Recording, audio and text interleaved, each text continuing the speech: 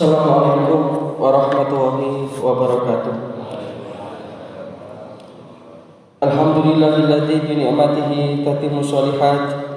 Wassalatu wassalamu ala nabiyyina Muhammadin sallallahu alaihi wasallam as-sayyid as-sadat wa ala alihi wa sahbihi ahlul fadaili wal karamat.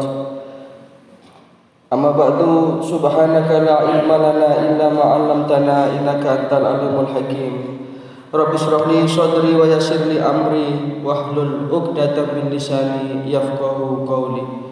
Allahumma inna nas'aluka ilman nafi'a wa rizqan thayyiban wa amalan mutaqabbala. Asbahna ala fitratil Islam wa ala kalimatil ikhlas wa ala dini nabiyyina Muhammadin sallallahu alaihi wasallam wa ala millati abina Ibrahim hanifan muslima wa ma kana minal musyrikin. Bapak Ibu hadirin jamaah salat subuh rahimakumullah. Kita lanjutkan pelajaran kita Kitab Al-Kabair. Kita sampai pada dosa besar yang ke-10, yakni az-zina atau perbuatan zina. Di dalam Al-Qur'an surat Al-Isra ayat 32, Allah Subhanahu wa taala berfirman, a'udzubillahi minasyaitonir rajim, wa la taqrabuz zina innahu kana fahisatan wa sa'a sabila. Dan janganlah engkau mendekati zina. Jadi redaksi larangan Allah Ta'ala dalam Al-Quran bukan melakukan tetapi mendekati. Artinya preventif sekali. Di dalam perbuatan zina ini kan memang mengandung satu yang merusak nilai-nilai kehidupan manusia, yang merusak kehormatan, yang merusak nasab, yang merusak tatanan sosial. Sampai-sampai Rasulullah itu menyatakan bahwa ketika perbuatan zina ini sudah marak, lebih-lebih yang viral baru-baru ini dilakukan oleh seorang pengasuh sekolah boarding yang menzinai beberapa santrinya. Ini ironis sekali. Sehingga Rasulullah itu menyatakan inna min asratis sa'ah, sesungguhnya di antara tanda-tanda terjadinya kiamat itu yang pertama ayyurfa'al ilmu, yakni terangkatnya ilmu. Sedikit demi sedikit ilmu diangkat oleh Allah Ta'ala. Bagaimana cara Allah Ta'ala itu mengangkat ilmu? Inna waha la yakbitul ilma intisa'an yantasi'uhu min sudurin ibad. Sesungguhnya Allah Ta'ala itu ketika mengangkat ilmu pengetahuan tidak dengan cara menghilangkan dari diri seorang hamba. Boten tiang alim terus bodoh, boten. Tetapi Allah Ta'ala itu mengangkat ilmu walakin yakbitul ilma biqabdil ulama, dengan cara mewafatkan ulama. Ulama satu persatu dipanggil ke hadirat Allah Subhanahu wa taala. Ini terangkatnya ilmu. Kalau sudah demikian hatta idza lam yabqa aliman, sampai ketika masyarakat itu tidak punya seorang penuntun agama yang bisa membimbing mereka, ittakhadhan nasa ra'usan juhala.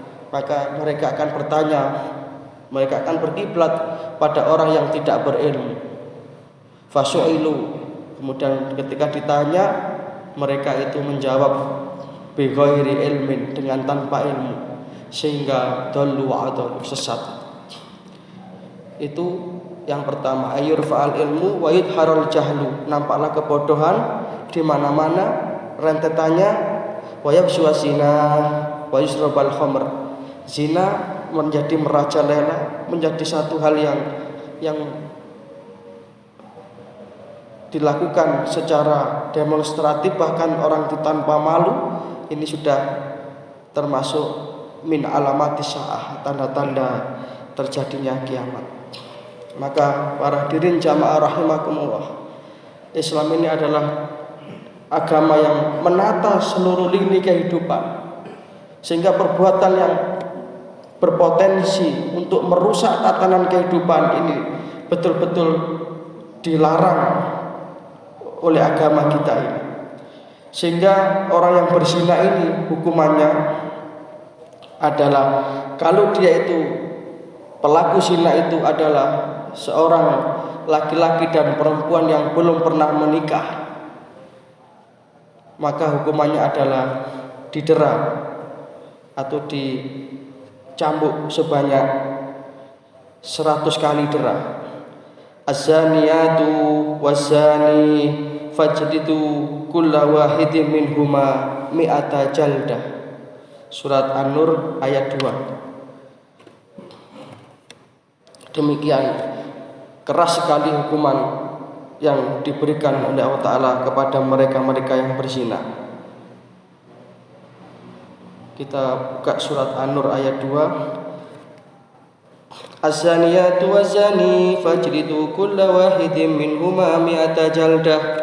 Seorang pezina perempuan dan pezina laki-laki, maka deralah keduanya itu 100 kali dera. Wala ta'khudkum bihima rafatun fi dinillahi in kuntum tu'minuna billahi wal yaumil akhir. Dan hendaknya orang yang melakukan eksekusi hukuman ini tidak boleh ada sedikit pun rasa belas kasihan kepada pelaku zina itu. Nah, sampai begitu. Dan janganlah rasa belas kasihan, rasa kemanusiaanmu menjadikan kamu tercegah untuk menjalankan syariat Allah, untuk menjalankan hukum Allah. Karena memang zina ini termasuk dosa yang betul-betul dibenci oleh Allah Subhanahu wa taala. Bahkan Allah menyatakan in kuntum tu'minuna billahi wal yaumil akhir. Kalau kamu betul-betul beriman kepada Allah, beriman kepada hari akhir, laksanakanlah hukuman zina itu. Terakhir saya sampaikan satu riwayat betapa zina ini adalah demikian dosa yang sangat merusak nilai-nilai kemanusiaan. Rasulullah SAW didatangi seorang anak muda yang ingin menyatakan diri masuk Islam. Ya Rasulullah, perkenankan aku mengikuti agamamu, tapi kiranya masih ada satu hal yang aku berat untuk meninggalkan. Ini pemuda yang kalau bahasa sekarang ini pemuda yang playboy. Memang dia punya modal untuk itu, ganteng, kaya. Datang kepada Rasulullah, ya Rasulullah, perkenankan aku mengikuti kebenaran ajaran agamamu, tapi ada satu hal yang aku belum bisa meninggalkan ya Rasulullah. Apa itu? Ditanya oleh Rasulullah, apa itu?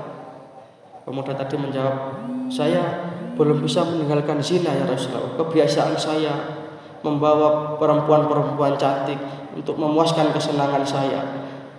Bagaimana seperti ini? Rasulullah SAW kemudian membuka nurani si pemuda tadi dengan satu pertanyaan yang di luar dugaan pemuda tadi. Selama ini memang Rasulullah itu kalau diberikan pertanyaan-pertanyaan, tidak pernah beliau itu membiarkan umat dalam keadaan kebingungan, selalu mencerahkan jawaban Rasulullah itu. Sehingga orang itu pulang dengan perasaan yang tercerahkan, mendapatkan solusi-solusi kehidupan. Ma ashala hadza talaba nabiyil karim. Alangkah mudah sekali solusi Nabi yang mulia. Tetapi ketika anak muda tadi mengajukan satu permasalahannya, aku belum bisa meninggalkan zina ya Rasulullah. Kemudian Rasul balik bertanya, bagaimana jadinya jikalau perempuan yang dizinai itu adalah ibu kandungmu? Ditanya seperti itu, terkaget muda di luar dugaan. Rasulullah terus melanjutkan pertanyaan beliau, bagaimana jikalau perempuan yang dizinai itu adalah anak perempuan? Bagaimana kalau perempuan yang dizinai itu adalah saudara perempuan?